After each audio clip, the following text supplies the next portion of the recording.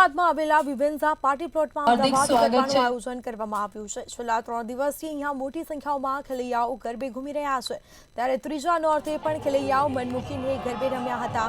અહીંયા સૌથી પહેલા માં અંબાની આરતી કરવામાં આવે છે અને ત્યારબાદ શાળાના બાળકો દ્વારા એક નાટક પણ રજૂ કરવામાં આવે છે। ગરબાની શરૂઆત 3 તાળીથી સાથે કરવામાં આવે છે। ગરબીની શરૂઆતથી જ અમદાવાદી ગરબામાં ખેલૈયાઓ મન મૂકીને ગરબે રમ્યા, ત્યારે ત્રીજા નોરતે ખેલૈયાઓમાં એકાએક અલગ જ ઉત્સાહ જોવા મળ્યો હતો। માં અંબાની આરાધના સાથે બાળકો, યુવાનો, મહિલાઓ ગરબાના રંગે રંગાયા હતા।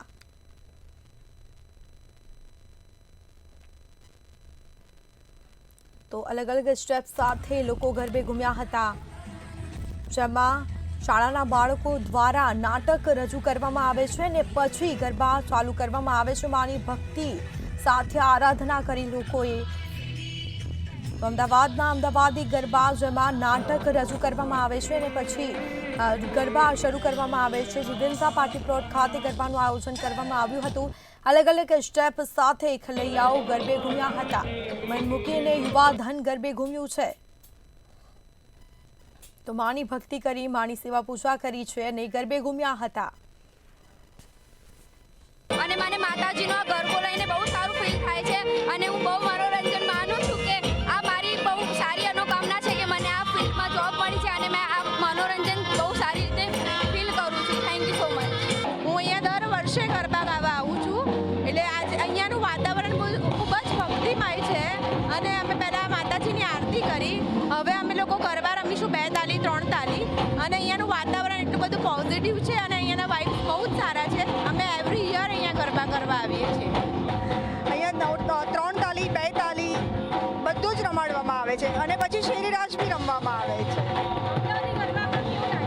અમદાવાદી ગરબામાં ખૂબ જ મજા આવે છે। અમે આ થાળી નવરાત્રી માટે બનાવી હતી, એટલે વિચાર એવો કર્યો હતો કે કંઈક અલગ કરીએ, પણ શું કરીએ આઈડિયા નહોતો આવ્યો।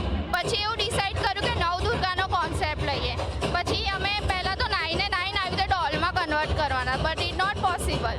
સો અમે આને સોપારીમાં કન્વર્ટ કરી 8 દુર્ગાને, પછી અમે ડોલ લીધી, એના રેડી કર્યા, પછી એને બધા જ લેસીસથી લઈને એવરીથિંગ એ બધું જ અમે આની સાથે લગાવ્યું। શું કહો છો? એકચ્યુઅલી આ મને 5 ડેઝનો ટાઈમ લાગ્યો છે આ બનાવતા। આજે ગરબાની વાત કરું તો ઘણા બધા અમારા પોતાના પણ કમ્પોઝિશન છે અને બીપીને બહુ સરસ જે ઇમ્પ્રોવાઇઝેશન કર્યું છે અમુક ગરબામાં, રિયલી ઓસમ છે। મને પોતાને ગમ્યું છે, બીપીને બહુ સરસ વર્ક કર્યું છે। અને મારો દીકરો આજે સ્પેશિયલ તમને કહીશ તો એને ઘણા બધા ગીતો તૈયાર કર્યા છે અને આજે ગરબા એ ગાશે અને ખેલૈયાઓ ઝૂમી ઉઠવાના છે। આજે નવરાત્રિનો 3જો દિવસ છે અને મને ખૂબ આનંદ થઈ રહ્યો છે કે આજે પણ ખૂબ સારી રીતે લોકો આવ્યા છે અને આજે પણ ગરબામાં ઝૂમવાની ખૂબ મજા આવશે। અમદાવાદી ગરબામાં આજે કયા કયા ગીતોની રમઝટ બોલાવવાના છો અને કેવી રીતે ગરબે ઘૂમવાવાળા ખેલૈયાઓને ખુશ કરવાના? આજે તમને દરેક પ્રકારના દરેક રિધમના ગરબા સાંભળવા મળશે, સ્લોથી લઈને વચ્ચેની પેટર્ન્સ, એન્ડિંગ સુપર્બ રહેશે। તમને રાસ રમાડવામાં આવશે, 3 તાળી રમાડવામાં આવશે, ખૂબ મજા કરવામાં આવશે। અમારા સ્કૂલના ગરબા છે, અમે ખૂબ જ આનંદ છે, અમને બહુ જ મજા આવી રહી છે।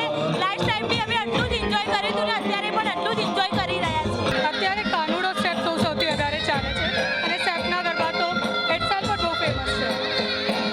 હવે તો મોડી રાત સુધી ગરબા કરવાનો હોય છે, તો કેવું લાગે છે એને? આમ તો સારું લાગે છે, but next day again work be તો ઇમ્પોર્ટન્ટ છે।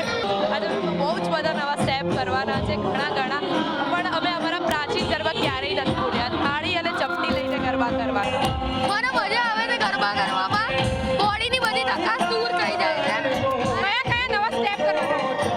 અમે 1 થી 7માં સ્ટેપ કરીએ અને